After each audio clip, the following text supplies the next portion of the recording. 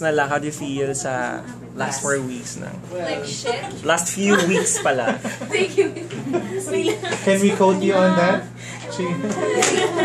How do we feel about the last 4 weeks? Ikaw, I like shit. Sepang. May censored word. Di na siya madidelete Lahat kami sepangs na. Yun yung caption ko, sepangs na. Yes. I-credit. Yes. Meron naman talaga. Watermark yan. Hindi.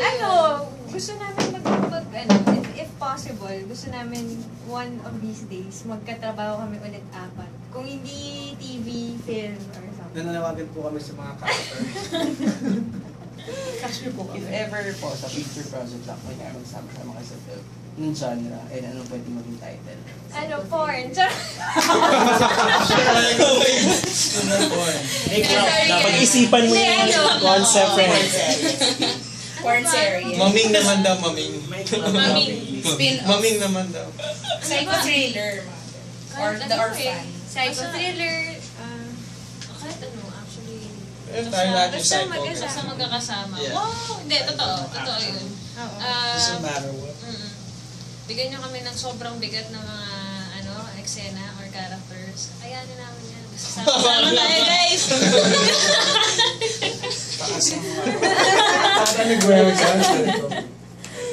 Ito na lang, since nandito kayong lahat 4, let's start siguro with Gabby. What are you gonna miss with China? Then si China with Glyza with... Yeah. Anong mag-miss?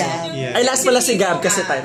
From si Benj, then kay Glyza. Pinaka-switch ako kay Glyza kasi pinakamalapit ako mag-alog. Kay Gabby, sabi ko na kanina, yung atmosphere kasi ng show namin really siya talaga yung namin yung source ng inspiration. So kumbaga siya talaga yung nag-dictate ng yung lagi siya nasa right mood para sa amin. Talagang if he's the dad in the show, he really is like the head of us as a cast. So talagang, and it's nice that ganun na I'm gonna miss that kasi iba yung paggising mo sa like we came into that at 6 a.m. pero you guys are talking to us like we just woke up, so but because of the energy that we have all together, so and he really is the essential part of that. He's essential to that. When we had the taping last Friday, na-miss talaga namin si Gabby. Na-miss namin talaga si Gabby yung Friday. So it's gonna be sad because we're gonna end soon. So we really are gonna miss him, having him around. So si China,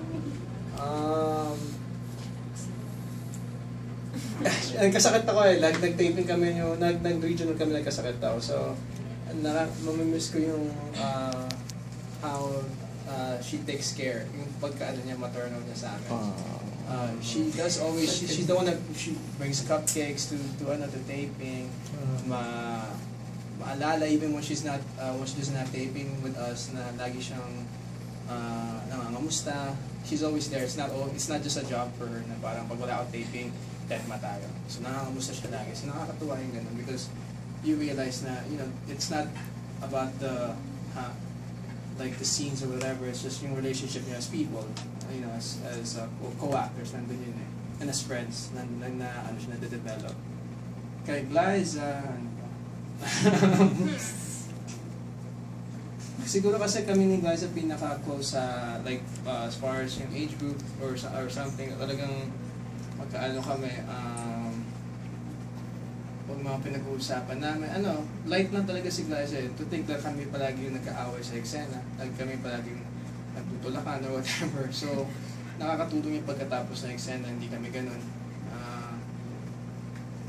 Pareho kami, na pag we're on the same page, kumbaga, same wavelength. So, mamimiss ko yung ganun, mamimiss ko yung pagiging kaibigan.